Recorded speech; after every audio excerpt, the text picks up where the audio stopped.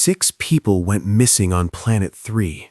Not during an evacuation, not during a storm, not during any recorded emergency. The number appears at the top of the file before anything else, standing there without context. Grimm notices it before I say a word. He exhales, rubs his hands together, then walks the length of the room as if movement might make the figure less heavy. He stops near the viewport, looks into the fog, and mutters that losing one person is an accident, but losing 6 is something else. Mara does not react. She sits down, opens the record, and begins reading from the first line, as if the number were only another entry waiting to be verified. According to procedure, the case was never classified as critical, not because no one was lost, but because nothing ever happened. No distress calls were sent, no alarms were triggered, environmental readings stayed within acceptable margins, and no equipment failure crossed a reportable threshold.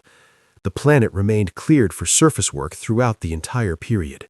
Each survey followed approved routes, completed assigned objectives, and submitted its data on time. On paper, Planet 3 did exactly what it was supposed to do. That is why the file is still here. 6 absences, spread across separate entries, each following a completed task instead of an interruption. The timelines align too well. The conditions repeat themselves.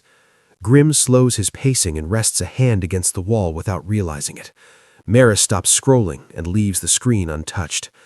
I close the file once, then open it again. 6 people are gone. The system does not treat that as an emergency. And until the reason is written down, the record does not move forward. The review begins by fixing the scope of the problem, not the planet, not the missions, but the disappearances themselves. 6 individuals are listed as missing across multiple survey deployments, separated by time but identical in classification. Each entry is logged as a completed operation. The work ends, the transmission stops, the personnel do not return. There is no interruption point recorded anywhere in the file. Mara isolates each mission and pins the final confirmed action to the timeline. Grimm cross-references the locations, marking where each task officially concludes. In every case, the point of disappearance comes after completion, not during execution. There is no shared moment where something goes wrong. The record does not contain a beginning to the problem. It only contains outcomes. The next step is to confirm that no initiating event has been excluded by omission. Environmental data is reviewed first, not because it appears suspicious, but because it is the most common trigger for escalation. Fog density remains consistent across all deployments, fluctuating within expected ranges, but never collapsing or clearing suddenly. Wind patterns repeat. Temperature gradients remain stable. Grimm overlays the readings manually, checking for delayed anomalies that might fall outside automated thresholds. None appear. There is no storm, no sudden shift, no environmental marker that aligns with the losses. The planet behaves the same way before and after each disappearance. From the standpoint of environmental classification, there is no event to point to. Equipment and system performance is examined next. Power output remains steady throughout all surface activity. Filtration systems operate continuously without overload. Communication hardware stays active until the final routine transmission, with no signal degradation, compression errors, or unexpected silence. Mara replays multiple segments of recorded data, slowing them down and checking for irregular spacing between transmissions. The intervals remain consistent. No alarms are triggered. No emergency protocols are activated. Grimm checks maintenance logs against failure thresholds and confirms that no component approaches critical limits. Every system behaves as expected. Each mission ends cleanly from a technical perspective. The file records success, followed by absence. Personnel behavior is reviewed last because it is the only variable that does not generate alarms on its own. Task assignments are completed in full. Movement patterns remain within approved routes. Stress indicators stay inside acceptable limits, showing no signs of panic, no escalation, and no prolonged psychological strain. Most notably, there is no recorded spike in stress levels immediately prior to any disappearance. The data does not suggest fear, confusion, or awareness of an impending threat. Each individual appears to reach the end of their assigned task in a stable state, then vanishes from the record without behavioral warning. Grimm notes that mission durations increase slightly across deployments before stabilizing, remaining within projected margins. Mara reorganizes the entries by duration, then by task type, then by final recorded action. The result does not change. 6 people are missing. No mission failed. No one reacted as if something had gone wrong. At this point, the file can no longer be advanced through review alone. There is nothing left to cross-check, recalculate, or exclude. The absence of an initiating event is now the defining feature of the case. Closing the record would require an explanation that the data does not contain. The only remaining option is to leave the file and verify the conditions directly. That requires a descent to Planet 3. We do not descend alone. The file does not formally require armed support, but 6 unresolved disappearances are enough to justify it. 5 escorts are assigned to accompany us, their presence framed as procedure rather than response. There is no tactical briefing beyond spacing and visibility. No one is told to expect a threat because none is recorded. Grimm watches how the escorts board, noting how quickly their casual conversation dies once the ramp closes. Mara verifies environmental tolerances one last time, then shuts the display as if to keep the descent from turning into speculation. I authorize the drop when all systems report nominal. Planet 3 offers no resistance. Fog fills the viewport first, uniform and stable, followed by touchdown within the previously cleared zone. No alarms trigger, no constraints change. The surface matches the file in every measurable way. Visibility is low but consistent. The ground is compact, the vegetation dense but not obstructive. The escorts disembark first and spread out loosely, maintaining line of sight rather than formation. Weapons stay lowered, carried more from habit than necessity.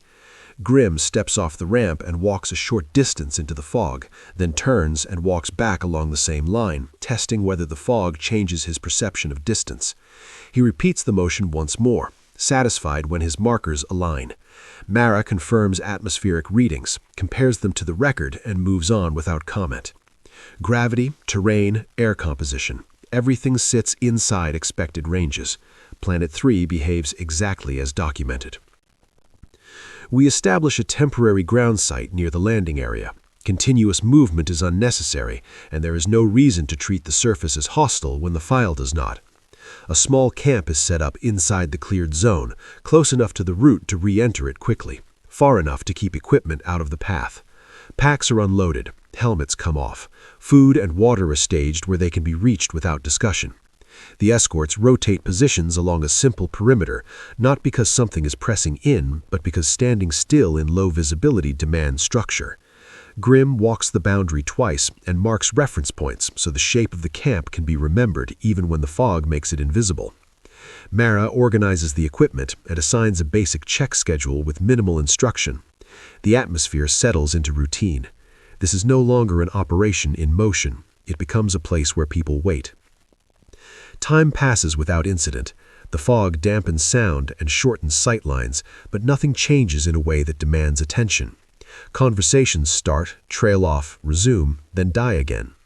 One of the escorts asks plainly where he can step away for privacy. The question is practical, not cautious. A direction is indicated just beyond the perimeter, close enough to remain oriented, far enough to avoid the camp. He leaves his rifle behind without comment. No one records the moment. No one watches him go. The schedule continues.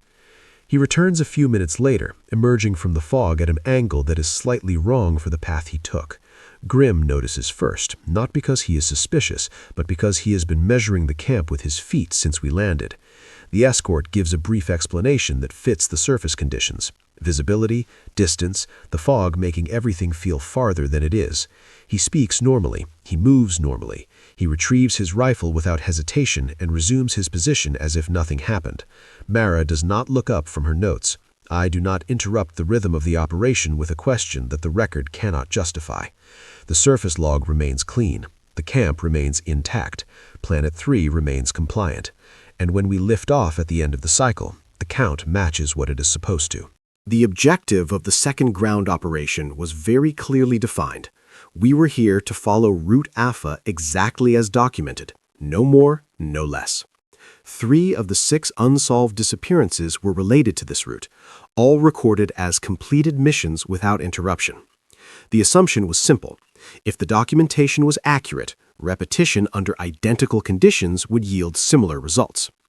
The route was divided into 3 reference points. Marker 1 was located only about 100 meters from the camp. Marker 2 was deeper in the fog, 600 meters away, where visibility was so limited that orientation depended entirely on the markers. Marker 3 marked the final verification point before turning back. The plan was reviewed once again. Distances, times, and holding positions were allocated according to the records. The descent continued without adjustment. Movement along Route Alpha was steady and controlled. The fog compressed the environment into a narrow corridor, flattening the depth and reducing sound. At Marker 1, one member of the armed escort team was ordered to stay behind to hold the position. This decision was procedural, not tactical. This marker served as a fixed reference point for the return journey, precisely as recorded in previous surveys. The rest of the group continued forward.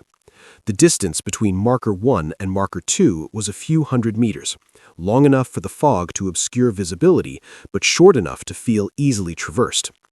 Grimm walked with the group ahead, unconsciously counting his steps. He glanced back a few times, then forced himself to stop. Mara maintained the timing procedure, naming checkpoints and recording them against historical records.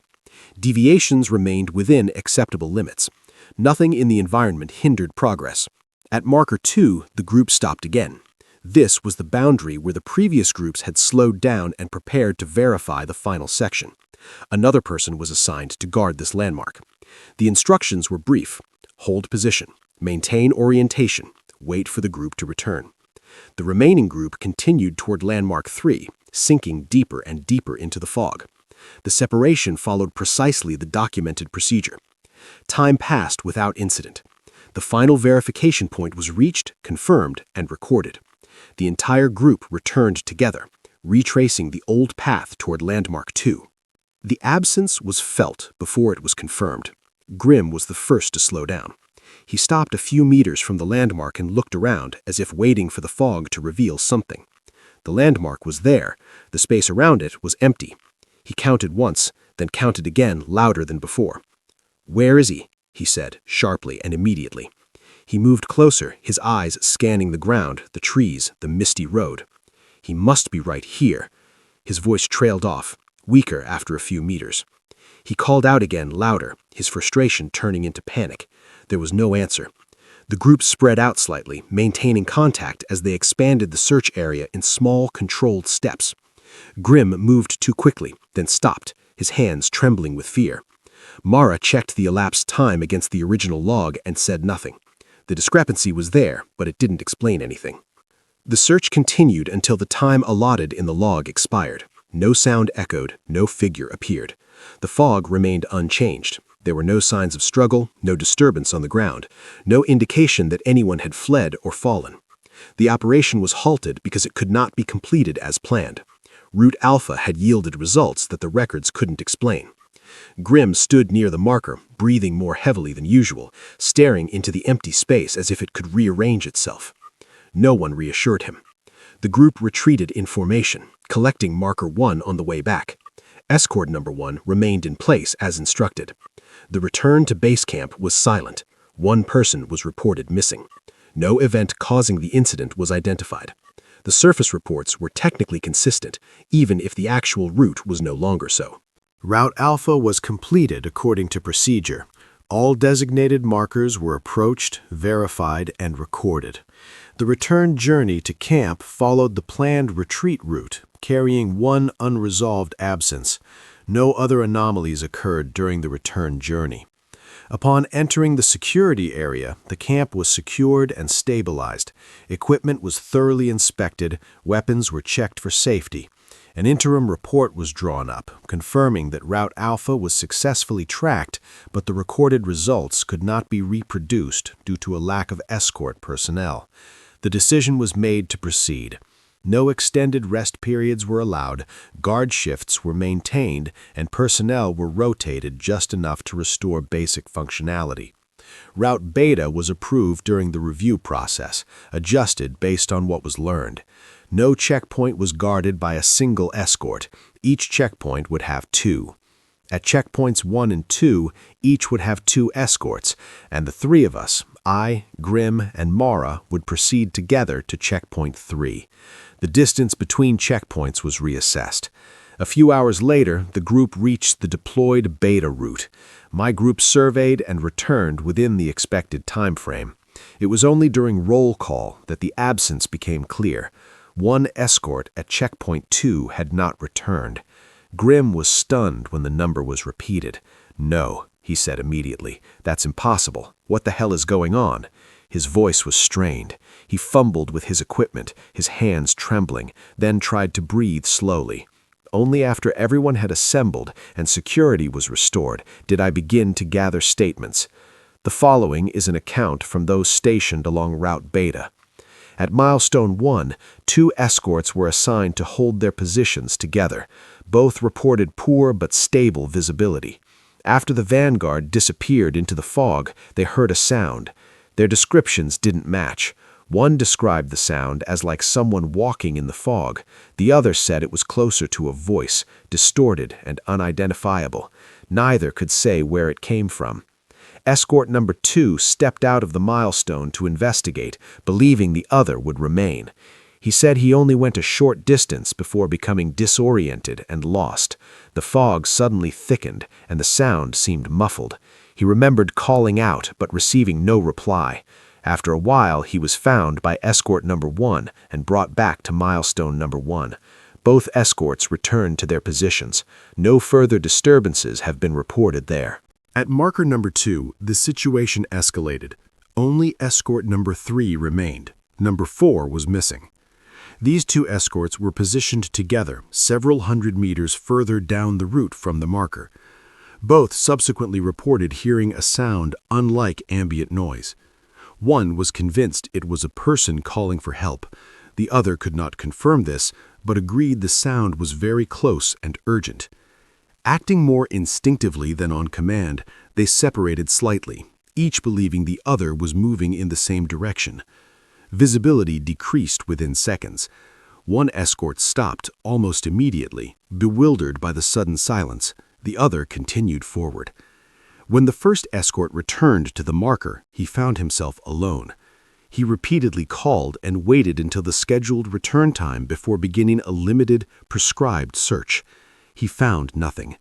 There was no disturbance on the ground. There was no sign of a struggle.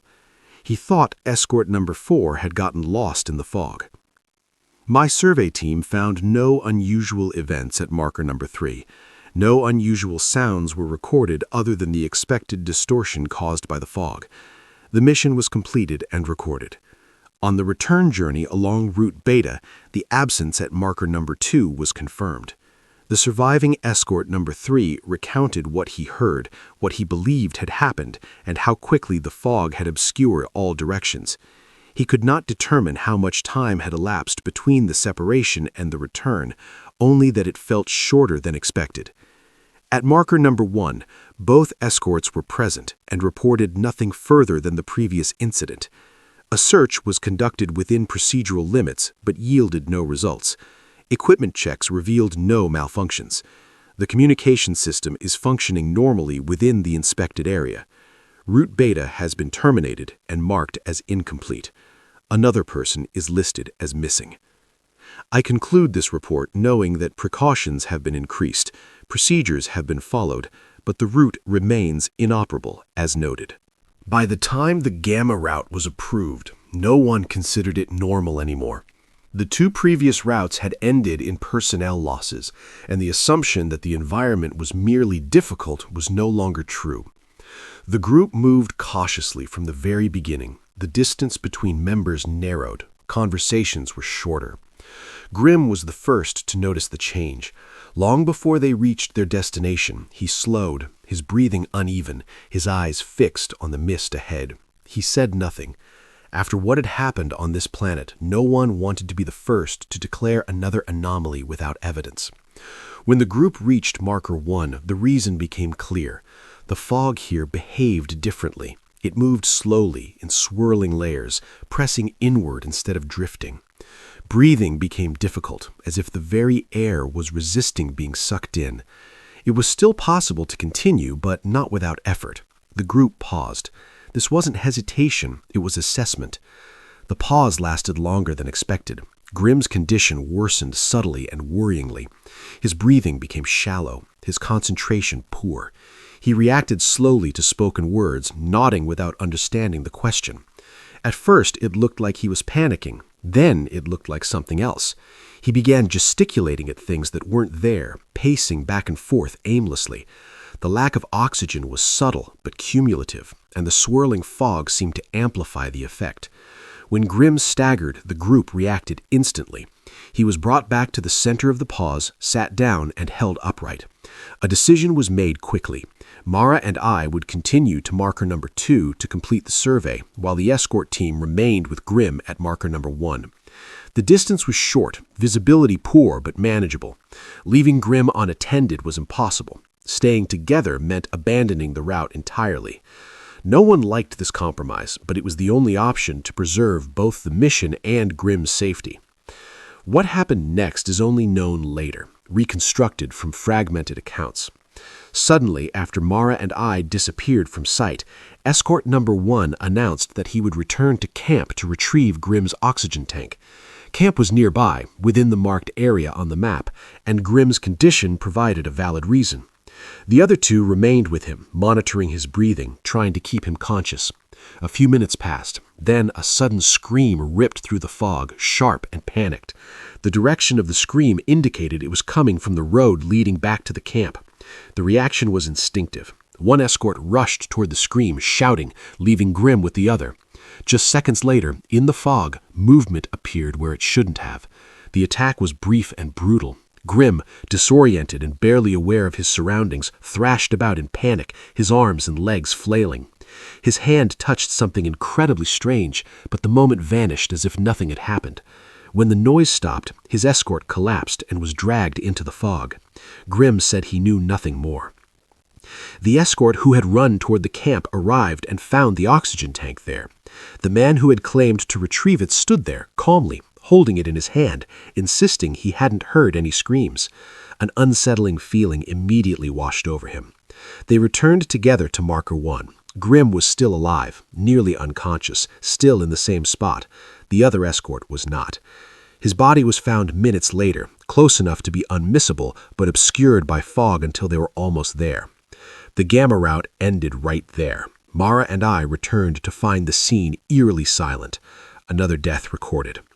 The sequence of events was impossible to determine. The report only concluded that Grimm had survived an event he could not fully describe, and that something at Marker 1 had acted faster than anyone present could keep up with. The explanation was delayed. However, the pattern was no longer debatable. The group returned to camp after completing the final point on the Gamma route. One man was dead, Grimm was nearly unconscious, and the fog showed no sign of clearing. No one spoke much in the temporary resting area. Grimm was positioned near the center of the camp, wrapped in layers of thermal clothing, his breathing still uneven. The deaths had crossed the line of mere coincidence, but nothing could be proven. Not yet. A long time later, when the camp was quiet and only I was near Grimm, he spoke to me in a low voice. It wasn't a lengthy explanation. Grimm didn't attempt to analyze or explain. He only said 2 important things. During the chaos near Marker 1, disoriented and breathless, he had touched the attacker, and in that brief moment he had a clear impression of a human figure. An arm, a shoulder, a body stood where it should have been a person, yet the very contact felt wrong, empty, unreal. That was all Grimm said. He didn't accuse anyone. His voice wasn't even certain. He just said he couldn't forget the feeling. I didn't answer immediately. Grimm's condition alone made certainty impossible. Lack of oxygen distorts memory, fear alters perception, but the details about the human form were crucial. They narrowed the scope of investigation without confirming anything. As I walked away, my thoughts settled on something more restrained and dangerous than panic: possibility. If Grimm's perception was even partially correct, then only two explanations remained. Either something in the fog could mimic a human form, or one of the other two escorts could be the culprit. Unaccused, unconfirmed. It was just a possibility. That difference was crucial. I understood that acting on certainty without evidence would cost someone their life. What I needed now was a reason to approach, to observe, to examine, without arousing suspicion. And Grimm's condition provided exactly that. Whatever had affected Grimm could not have been limited to him alone. I waited until morning. Grimm's symptoms, disorientation, hallucinations, loss of tactile sensation, could indicate an airborne or contact-borne infection. If so, then anyone who had been near Grimm during the Gamma journey could have been affected. The other two escorts had both helped stabilize Grimm's condition at different times. I told them, this is not a matter of blame, just a matter of control. A physical examination is necessary to rule out exposure. No confrontation, no tension, just procedure. The escorts agreed without hesitation. During the examination, I paid close attention, not to the biological indicators, not to the equipment, but to touch. When I placed my hand on one of them, the tactile sensation was normal, certain, responsive. When I did the same with the other, there was a moment, brief, subtle. He showed signs of recoiling from my touch. The body looked human, the surface had the elasticity of skin, but underneath, something was wrong. It perfectly matched what Grimm had described. I said nothing. The examination continued. Moments passed without comment. I didn't make any accusations right then. After a period of physical examination, I quietly approached escort number 1, lowering my voice as if sharing a concern rather than a plan.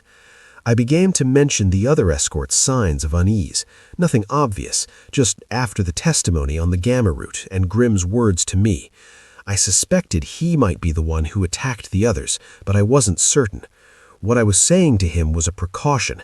If things escalated unexpectedly, trying to make an arrest without preparation would be too great a risk. I didn't want things to get out of control. "Now I'll go get the electromagnetic gun from the tent next door," I said, "and then we'll approach and deal with the problem quickly." My reasoning was based on possibility, not concrete evidence. He agreed. I wasn't forcing him, just making a suggestion, a preparatory step. When the first escort left, I didn't rush to follow immediately. The terrain narrowed, visibility decreased, and the natural sounds gradually subsided. I kept my distance and followed behind, observing every move, letting him go ahead as if it were a defensive mechanism. I remained behind, silently observing. As we approached the remaining escort, I knew it was time. I pointed the electromagnetic gun at the first escort, giving him almost no time to react, and boom! His body collapsed instantly, out of control without any resistance.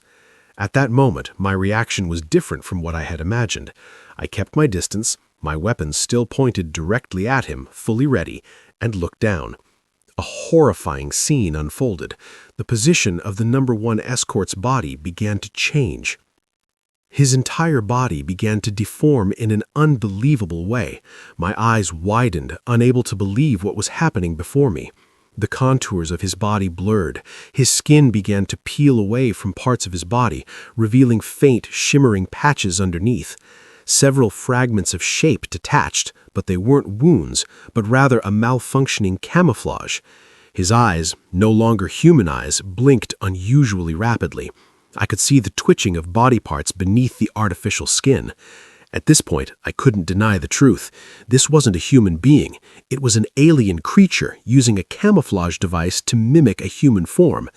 Internal organs, or what I had imagined to be internal organs, began to surface, but not with blood or flesh, but rather thin, shiny layers, like a non-human biological membrane. His hands began to contract, his fingers unnaturally stretched, and I saw protrusions resembling alien biological organs retracting and disappearing after the covering was disturbed. A chill ran down my spine, but I couldn't afford to be careless. At this moment, I quickly moved closer, grabbed the ropes, and tightened my grip, locking his hands to a nearby post. The creature was no longer able to resist, its body paralyzed by the blow from my electromagnetic gun. It gasped for breath, its ragged breath sounding like a malfunctioning machine, though I knew perfectly well it wasn't a machine. My next step was to tighten the ropes, ensuring the creature couldn't do anything more in its current state. Even knowing it couldn't move or resist right now, I still had to be careful. I felt a strange tension in the air. What had just happened wasn't what I had imagined. It turned out that the being I'd trusted all this time was just an alien, a creature with such perfect camouflage abilities. I stared at the alien creature, still bound and struggling against its shackles, trying to understand how it could have slipped through undetected. When questions began to arise, the first thing that caught my attention was the speed of its speech. Perfect language, no hesitation, no sign of confusion. It was as if I were listening to a human. But now I understood better. The alien creature had been living among us for some time, disguised right before our eyes, pretending to be one of us. It revealed that the infiltration had begun long before we suspected anything, at least since one of the escort team members, number 1, left to go to the restroom. That's when this creature seized the opportunity. Using its shape-shifting abilities, it perfectly mimicked the escort, switching places whenever possible. It knew our schedules, the weaknesses in our operations, and used the fog as perfect cover. The alien creature was hiding right before our eyes, blending into the crowd until the opportune moment arrived. I continued to ask about how it eliminated its targets, the others disappearing one by one. To the alien, it seemed like a routine procedure. The method was deceptively simple. The first person it killed, actually the second as it had replaced the first, the one who had gone missing on Route Alpha, was eliminated without resistance. It simply went from Marker 1 to Marker 2 and killed people, because no one suspected anything at the time. With the second victim, the moment the escort standing at Marker 1 with it got lost in the fog, that was the moment it moved to Marker 2 and killed one of them by making false noises, and returning, bringing the lost person back to create an alibi. It had learned the rhythm of the group. It knows when we lose focus and uses that to its advantage. The deaths are mysterious, but they are methodical, each death calculated, and they leave no trace. After gathering testimony from the alien creature, things began to become clear. Ward, his expression unchanged, signaled to the group on the mothership.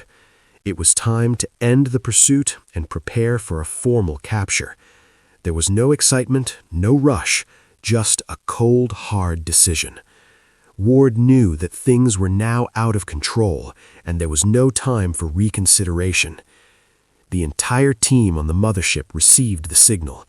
Immediately, footsteps echoed in the hallway, engines roared, preparing for the nearest landing. Equipment was activated, red and green lights flashing, signaling preparation.